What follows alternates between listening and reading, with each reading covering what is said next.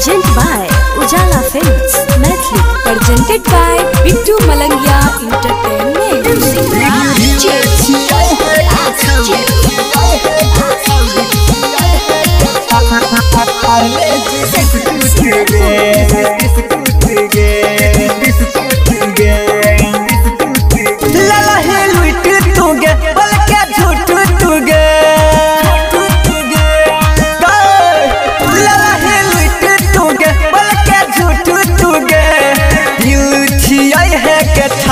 नहीं पार्ले जी बिस्कुट गे दिल छियाई है के छौरी नहीं पार्ले जी बिस्कुट गे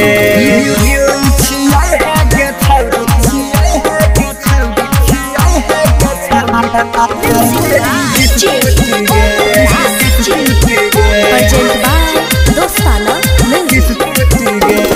कलही तू खेल है के छौरी हमरा तू साथ गे हाँ छोड़ के हमारा जब से तू गलही कतही दाँत गे कलही तू खेल है के छौरी हमरा तू साथ गे हाँ छोड़ के हमारा जब से तू गलही कतही दाँत गे गे अब बोला ही झूठा गे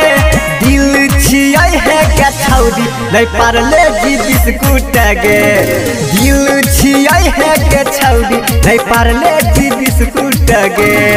दिल छियाई है क्या छौरी छियाई है क्या छौरी छियाई है क्या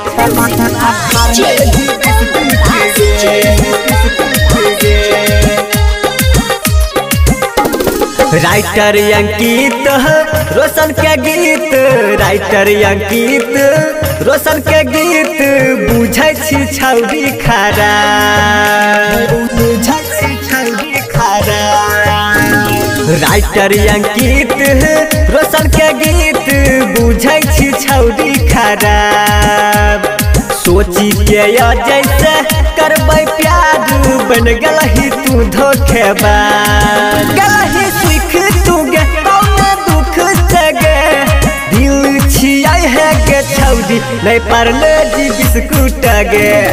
दिल छियाई है के छौरी नहीं पार्ले जी बिस्कुट गे पार्ले जी बिस्कुट समझ वाली है। Present by Ujala Films, Maithili.